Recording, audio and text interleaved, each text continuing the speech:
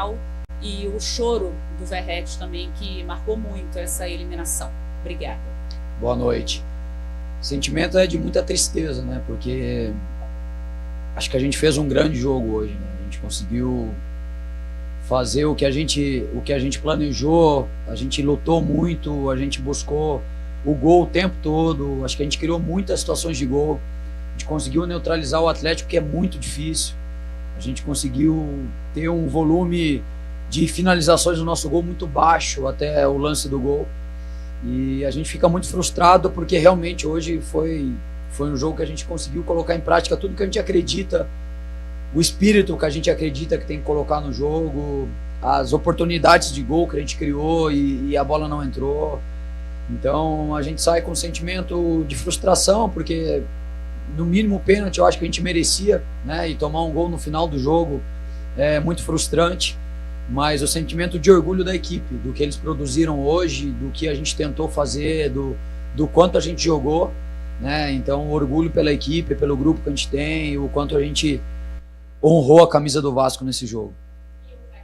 O Verratti é um jogador que sente demais, né, esse tipo de jogo. Ele tava muito esperançoso de chegar na final. É um jogador que quer deixar um grande título para o Vasco, né? Ele é um jogador que realmente coloca a camisa do Vasco em tudo que ele faz. E para ele eu tenho certeza que a dor também muito grande, porque ele queria chegar mais longe, assim como todos nós, e é um cara que sente demais e triste como todos os jogadores, né? E ele demonstrou com o choro lá dentro de campo.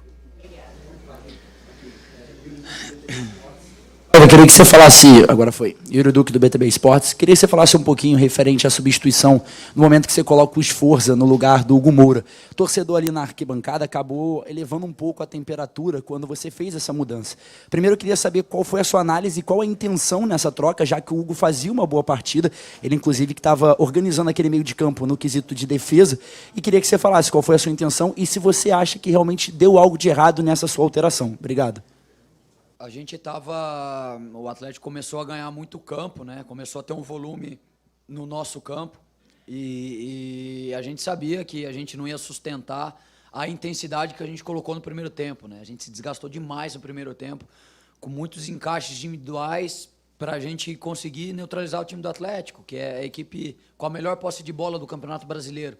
Então a gente tem que correr muito para tentar tirar a bola deles, para tentar fazer um jogo mais vertical. E a gente tinha certeza que a gente não ia sustentar todos os jogadores, né? A gente perdeu o Emerson ali um pouco antes do que a gente gostaria e daí a gente teve que começar as trocas, né? E o Hugo e o Matheus Cocão, a gente sabia que eles não iam sustentar até o final, né? Então a gente ia colocar um pouco mais de energia para a gente tentar colocar o Atlético para trás de novo, né? Para a gente tentar saltar mais pressão, para a gente continuar marcando individual, né? Alguns jogadores, o Paulinho, né? O Hugo cuidou do Paulinho o tempo todo, então é muito desgastante. O Paulinho anda muito no campo e a ideia era tentar manter a energia ali, tentar manter o pé na bola e o gol foi do Hulk, né? Eu acho que nem o Paulinho nem participou do lance ali, mas são escolhas que a gente tem que ter. O que a gente tinha clareza é que a gente não ia sustentar a mesma equipe até o final do jogo. Então a gente tinha que oxigenar a equipe e essa foi a ideia. Olá, Paiva, João Silva, do canal Atenção Vascaínos. Falando ainda sobre as trocas, a gente percebeu no segundo tempo, você coloca o Ryan, um menino de 18 anos, e o Rossi, que não jogava há 3 meses. Né? E aí eu gostaria de você explicar sobre isso, tendo em vista que o Jean Davi jogou o último jogo e o Maxime Domingues, que foram 2 contratações da janela, não entraram. Então, eu queria que você explicasse sobre isso, se me permite também. O que deixa para o torcedor e ainda para essa temporada, o que dá para dizer para o Vasco agora só o brasileiro, então almejando a Libertadores, qual é agora o limite ou qual é a ambição do Vasco nessa temporada? Eu acho que o parâmetro que a gente tem que cobrar agora de todos nós aqui, né, nós internamente e vocês para nós, é o que a gente mostrou no jogo de hoje. Acho que agora todos os jogos do brasileiro são finais para a gente, porque a gente perdeu pontos que a gente não gostaria de perder. E algumas equipes que estavam abaixo da gente ganharam alguns jogos e estreitou esses pontos agora. Então a gente precisa tratar todo o jogo como a gente tratou o jogo do Atlético aqui. Como uma final, transpirar muito, correr muito, lutar muito, buscar o gol o tempo todo. Então, esse jogo é uma referência do que a gente tem que fazer nos próximos jogos do campeonato. Todo jogo como se fosse o último jogo, né? A respeito das trocas, o Ryan é um jogador que a gente queria, porque o Ryan pode jogar tanto dos dois lados quanto o jogador por dentro, né? A gente sabia que em algum momento a gente ia ter que fazer mais trocas, e daí ter um jogador que tem essa possibilidade ajuda demais, né? E é um jogador potente, a gente sabia que o Atlético ia vir, a gente ia ter transição, então a gente precisava pensar num jogador de transição, um jogador mais alto para a bola parada, né? Então o Ryan nos dá isso, e o Rossi é o jogador que, de lado de campo, que melhor cruza, né? A gente sabia que agora a gente precisava colocar a bola para dentro da área, né?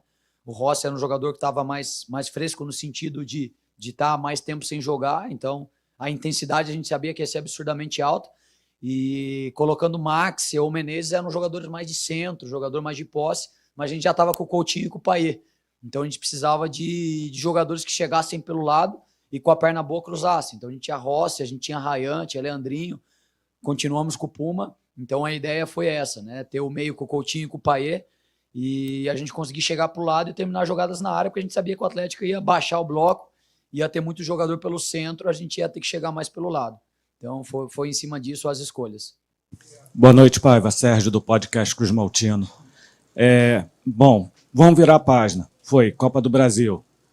Como é que vai ficar o mental desse time depois dessa desclassificação? Que a gente tem aí jogos importantes pelo Brasileiro, o próximo já quarta-feira contra o Cuiabá, que está brigando lá embaixo, e a gente tem que se garantir, fazer logo os 45 pontos. Como é que vai ficar o mental do time agora? A gente está muito abatido hoje, né? Eu acho que a gente vai aí amanhã, início de segunda-feira, a gente vai sentir muito, porque o sentimento é de que a gente produziu hoje para ganhar o jogo, para levar a decisão no mínimo para os pênaltis ou uma vitória. Eu acho que a gente criou para fazer o segundo gol antes de tomar.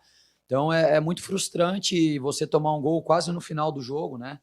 Então acho que o sentimento é de frustração nesse sentido, mas de muito orgulho de novo do que a equipe produziu e do que essa equipe pode produzir, né? Então eu acho que de novo, o parâmetro que a gente tem é o jogo que a gente fez hoje, como a gente fez alguns jogos lá atrás, como a gente fez um jogo lá do primeiro turno contra o São Paulo.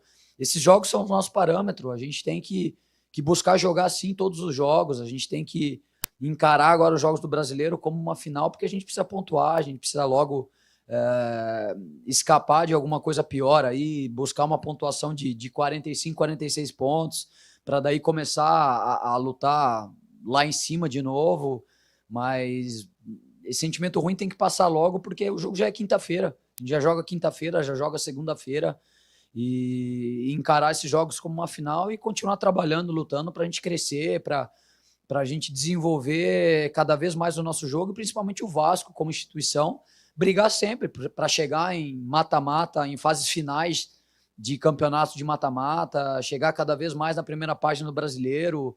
O Vasco é muito grande e a gente tem que contribuir para isso. Paiva, aqui, tudo bem? Você falou bastante sobre transpiração desse time, que é o que fica. Acho que a comparação do primeiro tempo com o segundo tempo, ela tem uma certa disparidade. Um Coutinho, por exemplo, que estava exausto no segundo tempo, mas é compreensível que ele permaneça no time. E aí você fala muito do time do Atlético, um time que tem o Hulk, que tem o Paulinho se movimentando. Você acha que, de certa forma, esse time, pensando numa competição de mata-mata, chegou no seu limite técnico, de alguma forma, do que se pode apresentar em campo e do que se tem do outro lado, né? Como se foi até onde dava na transpiração, que é uma palavra que você já usou aqui várias vezes. Eu acho que hoje a gente demonstrou que a gente poderia ter ganho do Atlético Mineiro, né? Que para mim é uma equipe extremamente talentosa, com muito recurso, com muitos jogadores de nível muito excelente, assim. Então, o que fica para mim é que a gente pode jogar contra qualquer equipe de igual para igual, né? Sabendo que a gente tem que competir muito, entendendo as nossas fragilidades, mas com total capacidade para ganhar de qualquer equipe no Brasil.